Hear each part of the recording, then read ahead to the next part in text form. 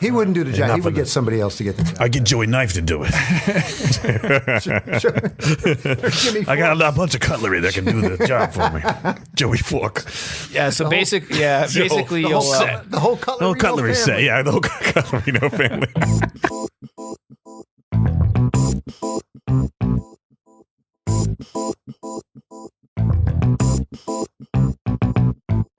Dudes to Dads is a podcast to help men understand and navigate the transition of being a single dude into a family man.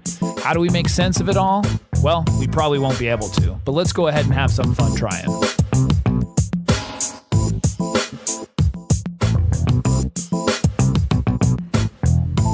And we are back. We're back. Alan, how are you? Wonderful. This is great. You know what? I should probably say this is Dudes to Dads. Yes. Although the intro said that. Exactly. Another week. Yeah. Anything exciting happening? No, I went to a comedy show on Long Beach up in Nice. Yeah, this weekend. It was a lot of fun. Very Bill cool. Bearer. Oh, Yeah, nice. great comedian. A lot of fun. A lot of laughs. But yeah, aside from that, everything's good. Very cool. Yeah. Well, we have a very special guest today. Yes. Not only because his name is the same as yours, his first And name. he spelled it right, too. Yeah. But Alan Brown. Alan, welcome to the show. Great to be here. Thanks to both of you. And Alan is sitting, well, now I say the Allens are sitting both live with us. So Yeah, Alan two is Allens local here. to us. Alan squared. I had met Alan, let's call him Alan Brown or Alan, well, no, I can't even say Alan B because you're both Alan B. We're both, Wow. we got the same initials and everything. Okay, Mr. Brown.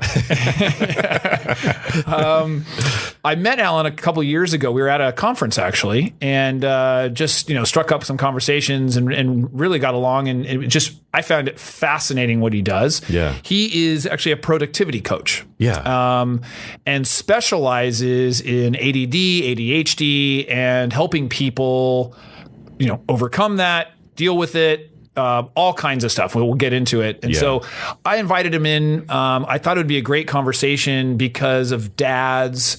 Not only a lot of kids are diagnosed with this, but for sure. It's also from an adult standpoint, and he'll talk about just how a lot of people don't even know that that's what they're dealing with and how much it affects our lives. So, so with that, I wanted to introduce Alan, and we're going to have a conversation. There's a couple things we want to talk about, but basically, Alan, I wanted to kind of start out. How did you get started in this? Give us a little bit of history, a little bit of background. Well, I'm someone who was diagnosed a little bit later in life with ADHD. It got somehow missed in my childhood. And I was diagnosed at the age of 36. And at that time, I was... You're 37 now? Well, let's just say that you look a lot younger than you said you were. Yeah, well, I was 20 years ago, almost 20 years, seriously. Wow. But I had some work done on my brain. Yeah, it helps. But I'll tell you that when that happened, I was working in advertising, and I'd only been in the advertising business about 6 years because I didn't start my career until I was 30. Why? Because I was actually a drunk and a drug addict for most of my 20s. It took me 10 years to get my 4-year degree.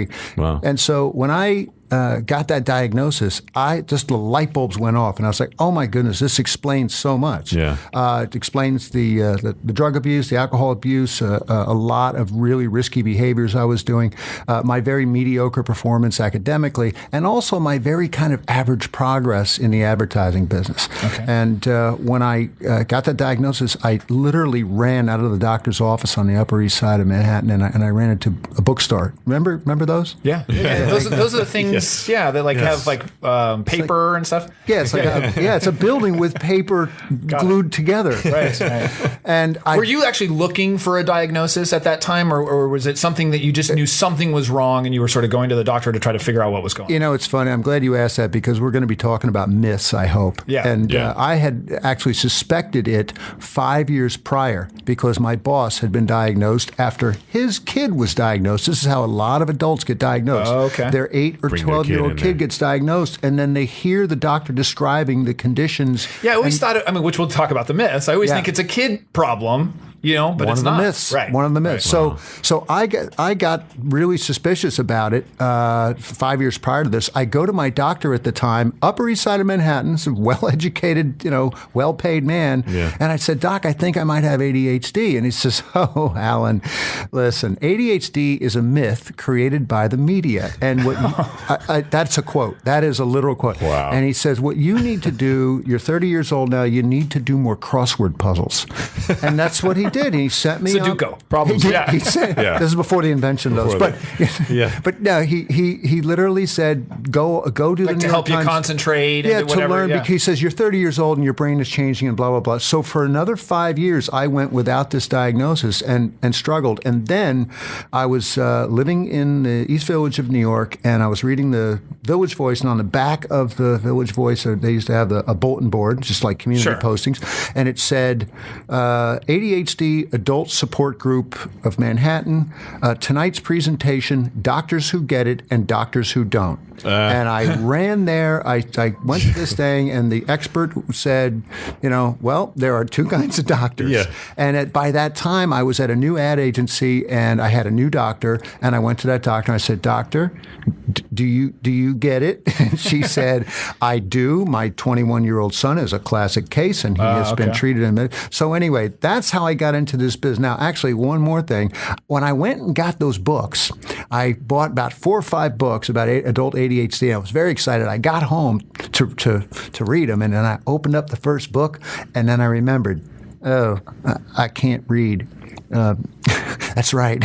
Well, I'm not a great reader. I'm a terrible reader. And I did a little research, and it turns out that 30% of adults with ADHD are dyslexic, and most of the other 70%, while they can read, they have terrible comprehension. So I'm thinking, why hasn't someone, if this is the case, why hasn't someone created interactive videos or something? Or audio or something. Or at least audio, or maybe a picture book for crying out loud. So that's what I did. I created instructional videos for adults and teens. So how long ago did you create these? Well, it took me a while after the diagnosis to actually figure that's what I want to do. So I wrote them about 6 years ago, and we created the videos about 4.5 years ago and put them up. So this is ADDCrusher.com. Yes.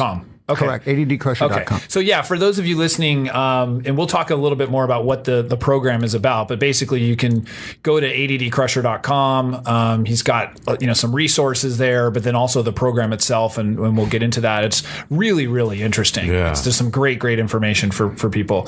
So one of the things I want to understand too is we hear ADD, ADHD. That was just something that we've even in conversation now we're kind of switching them. Are they interchangeable? Yeah, I was a psych major. Are they the same thing? This stuff. Yes and no. It's really kind of semantic. For a long time, it was attention deficit disorder, and then some years ago, in the official psychiatric guidebook, which I think is called the DMV, DSM-4, Division of Motor Vehicles. No, DMV, the SPCA, whatever it is. It's a DSM, and now I think they just came out with the DSM-5 or whatever. But anyway, they gave it the official umbrella title of ADHD, under which there are 3 subtypes. There's the predominantly hyperactive, that's the kid bouncing off the wall, and there can be adults who are still very hyperactive. Yeah. The other is primarily inattentive. That's me. I was never the bouncer off the walls, but my mind just won't stop. And then there's a combined. So anyway, it really doesn't matter. And what does the ADHD stand for? It's attention deficit hyperactivity disorder. Okay. So that's why they expanded the term, because they wanted to make sure that got included. Got it. Interestingly, I heard about it when I first was in school. I was a psych major, and we went over ADHD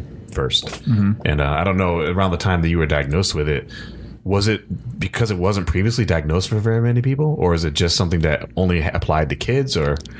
There were a lot of, as my Upper East Side doctor can attest, it was really the feeling that it's a myth. Yeah. And that, by the way, is myth number 1 about ADHD. Right. At around the time I got diagnosed, yes, there was a split in the medical community as to whether this is a real thing or whether this is a Pharma Conspiracy, which, by the way, is another myth. They're just helping to promote the existence of this condition so that they can sell Ritalin and blah, blah, blah. Yeah, it's just somebody who can't pay attention. Or they think that there's just some, hey, you can fix this. this. Yeah. You should just be able to fix what you're dealing with instead of it actually being a real problem. Yeah, try harder. Right. Yeah. Right.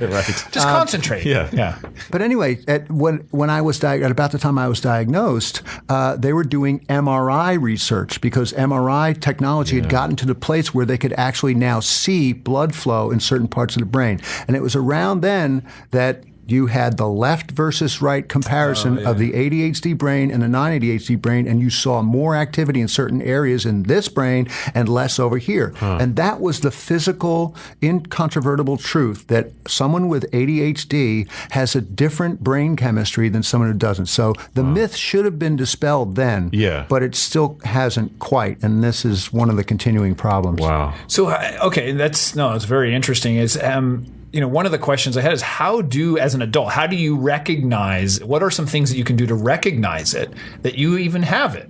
As a kid, like you said, there's a hyperactivity and some of those things where, you bring them into a professional or a specialist and then you kind of try to diagnose it that way. But just as an adult and kind of looking at ourselves and saying, wow, maybe this is something I deal with. What are some things that somebody can look at or evaluate to kind of see if it's something they should get checked out? Yeah, first you can look back at your personal history. Do you think that maybe you were underperforming, maybe not performing to your potential academically? Have you jumped jobs a lot? Have you had issues in relationships? Or looking at your current situation, do you feel like you're kind of always overwhelmed? Do you have time with trouble with time management? Keeping your stuff organized. Maybe your wife or your husband is kind of on you because you can't put things away or you can't remember things, you're forgetting things. And you just feel like other people seem to be able to get stuff done much better than you can. I realize that's a very broad statement. And I realize we all have sort of characteristics, a little bit of everything. But when you are experiencing these issues and they are demonstrably holding you back from achievement, getting the promotions, being happy. If it is messing up relationships, then you should really, as a first step, go online, type in self-test for adult ADHD, get a reputable looking one. I think there's one on psychcentral.com, and just take the test just to see directionally if there might be an issue there. Because I'll tell you what, here's the big thing, and I actually did a TEDx talk on this topic, and shortly after I moved here to San Diego, there are about 9 million adults in the U.S. alone with ADHD, and only 15% or so of them realize they have ADHD. Yeah. So you've got 7 point some million adults out there who, like me, are like I was, flopping around out there, frustrated. You have a higher incidence of suicide, a higher incidence of divorce. You have a lot of misery. And we won't get into this, but there's a whole world of issues with drug use and incarceration. But again, that's a big one, and we won't go there. But it's really important that if you feel the least bit like you might be ADHD, there is a world of help for you if you get a proper diagnosis. And that starts with just going online and doing a self-test. And don't be in denial and don't think that there's a stigma around it, because the world really is changing with regard to that. Absolutely. I want to definitely get into some of the different ways that, you can. So if somebody does figure out, hey, maybe I do have it now, then what's the next step? What do I do? But first, I wanted to go over some of those myths. So you had talked about, we just touched on a couple of them, all the pharmaceuticals. Yeah. Myth number one, that it's a myth. I guess. What are some of the other common myths about this? There definitely is the one about the Pharma Conspiracy. And look, you don't have to be Walter Cronkite. Did I just date myself? We know who that is. You don't have to be an investigative reporter for Vice. Okay, did I just redeem myself? To know that there is an overprescription of meds for ADHD, and there is probably an overdiagnosis of ADHD in children. All right, but it is a total myth that the pharma is somehow conspiring to, perpetuate this beyond its reality, et cetera. And the reality is, if it were a pharma conspiracy, let me tell you, there would be a lot more than 15% of the ADHD adults diagnosed. They would go out and find. But believe me, they are trying. There'd be a lot more marketing. They are trying. Good at it. All right, so that's another myth. Another really big myth that's important for our dads here is that a lot of people still think that ADHD is outgrown. Okay, yeah, it's a real thing in kids, but by the time you're 18, 20, and in fact, this is such a sad myth that in the UK, highly developed country, they don't treat adult ADHD seriously at all. You can't really get treated for it as an adult because the medical establishment there believes that it is outgrown in childhood. Complete myth. Yes, about 1/3 of ADHD kids will, through hormonal changes or coping strategies or other changes, will not experience a significance of symptoms later in their life. But 2/3 at least of kids with ADHD go on into adulthood and struggle and tend to have lower income, lower job satisfaction. They will have higher turnover. They'll have more sick days. There's a lot of research on this. And again, I just want to raise my fist here and ask all the listeners out there, if you even suspect, do a little test. Does it typically, it does start in childhood and then continues into adulthood? Is there, like other things, is there an onset in adulthood? There can be acquired ADHD, a head injury. Actually, a dear friend of mine in the UK had a brain tumor removed, and it resulted in ADHD-like symptoms. But for the most part, it sort of starts young and just never gets dealt with. And by the way, it's hereditary. ADHD is 80% explained by heredity. So that's to your question. Yes, it is mostly something that starts really at birth. It may not be identified. And hereditary genetically? Yes. So yes. There's been a gene. I forget what the gene is called, but there's a name for it. I guess hereditary. I asked hereditary genetically, of course, but I was thinking more like also the environment, because if a child sees the way, having my two kids, they see the way that I handle stuff, they see the way that I do things, and they mimic that. Mm-hmm. So even if imagine if they're genetically disposition to have that as well. Yeah. Right. And there's a certain thing where, you have trouble doing certain tasks, or you have, so not only do they see it, but they're genetically disposed to be able to have that same problem. Identify at that point too. They think that's normal. Right. And then, every other week, and I have Google alerts on ADHD. They're popping up on my email all the time. But, every week there's another study that says, lead in paint now correlated with ADHD diagnoses. What was another one recently? I don't know, use of some vitamin or this, that, or the other thing. So there's always something that could dyes in food. Oh, yeah. Artificial food dyes. Yeah. Yellow number 5. M&Ms are bad for you. Right. So we don't really know the answers for this officially. We do know that 80% of ADHD is explained hereditarily. My father was ADHD, and if I forget what the stat is, but if you are an ADHD kid, there's something like a 60% chance that one of your parents is ADHD or something like that. So what are some other myths? We have those are some pretty good ones. Yeah. But, are there any others that we should keep mindful of? The other really big one, and this is less germane to our audience here, but no, actually it may be with respect to your kids. But one of the myths is that it's predominantly in boys. Okay. And the reason that is a myth is because it does get diagnosed more in boys. And the reason for that is boys are more likely to have the hyperactive form of ADHD, and the girls are less likely. So you don't have little girls bouncing off the wall. Also, girls tend to mature earlier than boys, academically, socially, et cetera. So they are exhibiting less of the kind of behaviors that the boys. Because you said it's not all hyperactivity. Right. There's other forms of it. I was not bouncing off the wall. Right. I just could not pay attention. I still, to this day, I've only read 5 books in my whole life, cover to cover. Yeah. And so this was a struggle in grammar school, and trying to, do a book report. I had to make the stuff up. I was, here's my book report. I just made up a book in my mind. I'm thinking of it from my child's perspective, or just a child's perspective, of how much that has to affect your self-esteem and other things, of not really understanding what's going on. Mm-hmm. And it's sad. It's sad to think about that as the adult and your children are going through this, to not try to help in some way, and also you might suffer from it yourself. Sure. But just thinking about that as a kid, like you said, of not being able to, read and the concentration and all those things where they really attribute it often to just other things instead of actually getting a diagnosis. Yeah. Oh, the kid just is not very smart, or he's just distracted easily. I mean, I hear all that stuff all the time from the kids in the classroom and, all that stuff. It's really, really interesting. Listen, growing up, my father was ADHD. He didn't kind of admit it until he was 1 year before he passed away last year. And he thought, well, yes, I may be, because he died broke, and his trailer was a complete mess. And he lost the marriage with the woman of his dreams because he kept choosing alcohol over family life, et cetera. That's one of the predominances of ADHD. But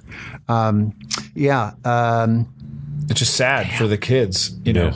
Yes. Oh, well, I was going to say that, my father, growing up, it seemed like he called me dummy more than he called me Alan. Right. Because it just seemed like I kept screwing things up. I cracked up a car, or then I broke this, or then I lit a fire on the neighbor's garage. And look, every kid does I got this. a couple of stories about that. We all kids do this. But when it's just a constant, and your brother's not doing it, and your sister's not doing it, and you really start to think, maybe I'm a dummy. Yeah. You're right. It can definitely affect self-esteem, and that self-esteem issue in girls in particular can have some very ugly results. Well, the self-acceptance, which we're going to do actually on a topic on another show in the future, that's really a big one, is because I could see that your self-acceptance level would be really low. You're seeing everybody else accomplish things or do things, and as a kid, and we're going to get into that on a different show, but I even just watching my son get really frustrated with certain things that he's not able to do as a kid, whether it was,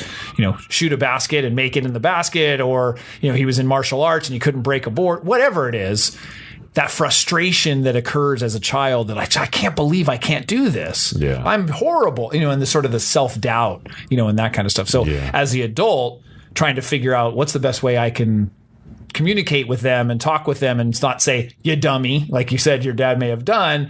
What are the alternatives to that? And how do we deal with that as positively, if you will? I got to tell you, I think too about today's kids and the kind of workloads they have now compared to. Sure. I'm 55. I mean, I grew up in the 70s, and we pretty much had free run to school. We showed up when because I was in New Jersey. It's like teacher. Well, who are you, a teacher? Get away from me. I got to go have a beer this morning. But seriously, with the kind of workloads that kids have and the demands on them with sports and everything, I cannot imagine being the same kid I was, where the workload was really nothing compared to what they have now. I just can't imagine what kind of a mess I would be. I would have had tutors and everything. Right. So we discussed some of the common myths. We understand sort of what it is and how to recognize it. What are some ways that you can treat it? There's books, obviously, like you turn to books, do you seek a therapist? If somebody was to say, oh, wait, I think I might have it. What is the next step? And, of course, I want to talk about your program because that's one of the options too. What are sort of some of the common ways to treat it? Well, the first line, and I'm not sponsored by the pharmaceutical industry. I will tell you, out of full disclosure, I was prescribed back in 1997 when I was diagnosed. I was prescribed 30 grams of Ritalin and 75 milligrams of Wellbutrin, which is an antidepressant at higher levels. At lower levels, it's a smoking cessation drug. And at even lower levels, it is a baseline serotonin reuptake inhibitor, so it just helps with general baseline focus. Okay. That has been my prescription for all these 20 years. It has not changed. And I can tell you that I use less and less and less and less of it every year.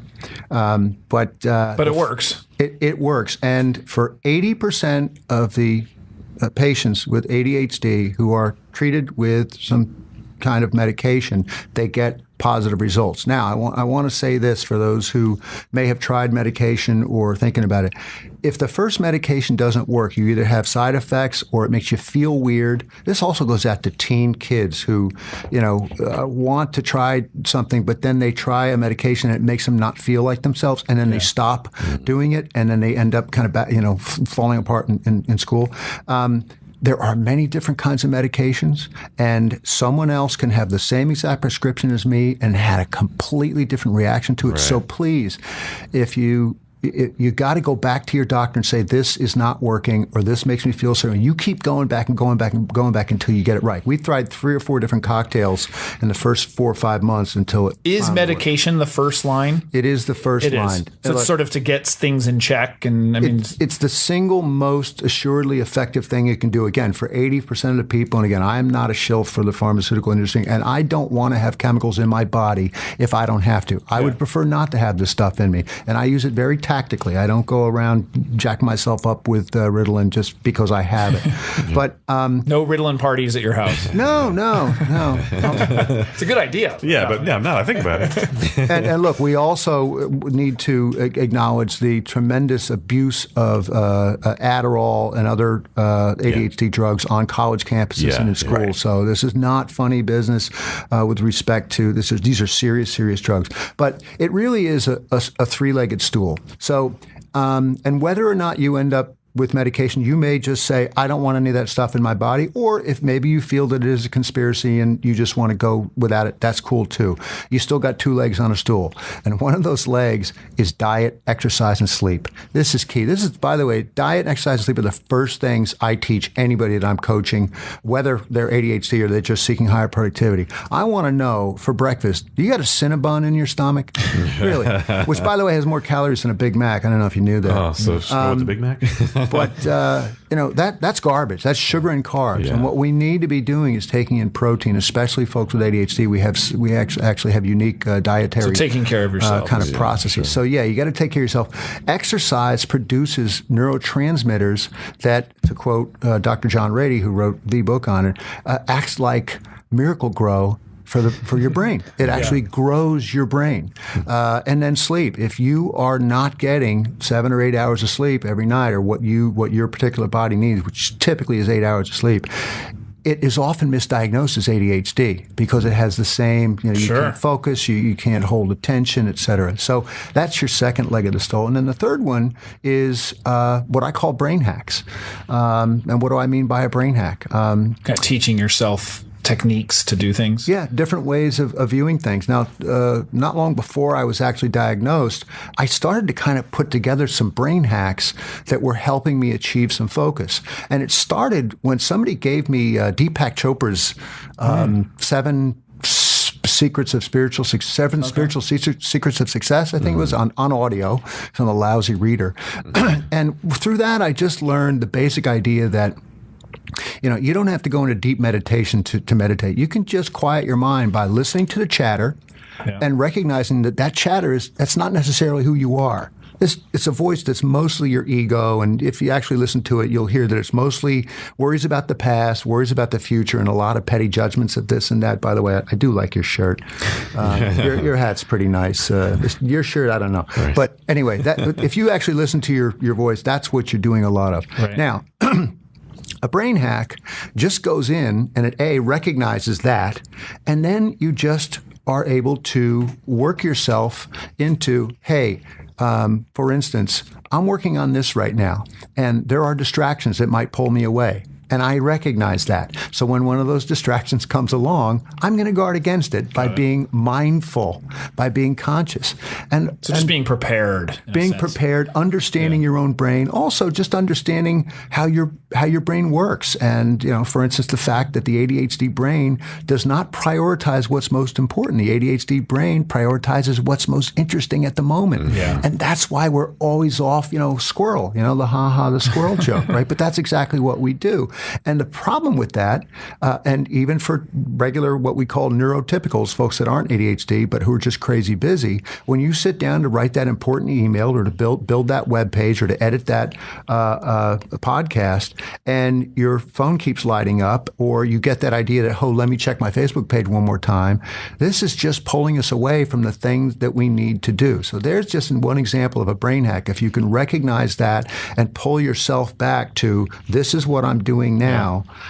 So that's the third leg of the stool. And you can include in that third leg what's called CBT, cognitive behavioral therapy. That's where you are, teaching yourself ways to examine your thinking and then attach a new behavior to that thinking. Cognitive behavioral therapy. And there are psychologists that can help with that. And there are also coaches, ADHD coaches. Are there a lot of research? At the time, there probably wasn't as many when you were first diagnosed, but I would imagine too, even just research-wise and books and things like that, it's now coming along. There's a little bit more materials for that. There really is. I have to say, look, on the plus side, you really pretty much had the invention of the ADHD coaching industry back in 96 or 94, I forget which, with the publishing of Dr. Ned Hollowell's book, Driven to Distraction, which was a New York Times bestseller, and it really kind of blew the lid off of the myth thing.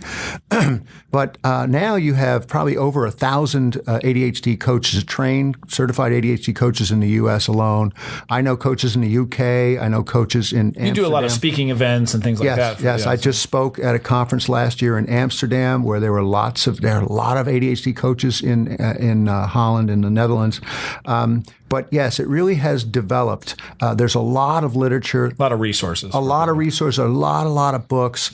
But I got to tell you, there still are not a lot of interactive. There's only one other entity that has produced any videos that are worth watching, and mine are really very instructional and very kind of do this, then do that, then do that. Yeah, let's talk about that a little bit. So your website for this stuff is ADDCrusher.com. Is that correct? Yep. And so what do people get on there, or what's on there that people can do? Well, primarily we have 2 videos that are each about an hour long, and each video teaches 5 basic strategies, or what I call ways, 10 ways in total, that start with diet, exercise, and sleep, how to put those into work for yourself. I also teach a basic brain hack for motivation, how to keep yourself motivated. I teach a brain hack for quieting your mind down. That's way 3. It's called Shut Up or You Mind. Because I grew up with a bunch of Sicilian guys. Yeah, shut up or your mind. Like Joey Spoons. My buddy Joey Spoons taught me that one. But he said, shut up or your mind. Yeah, I said, okay, Joey. But then I teach ways to better manage your time, and then ways to stop losing and forgetting things. So that's video 1. Okay. And then we have a bunch of other kind of higher end, higher productivity things in video 2.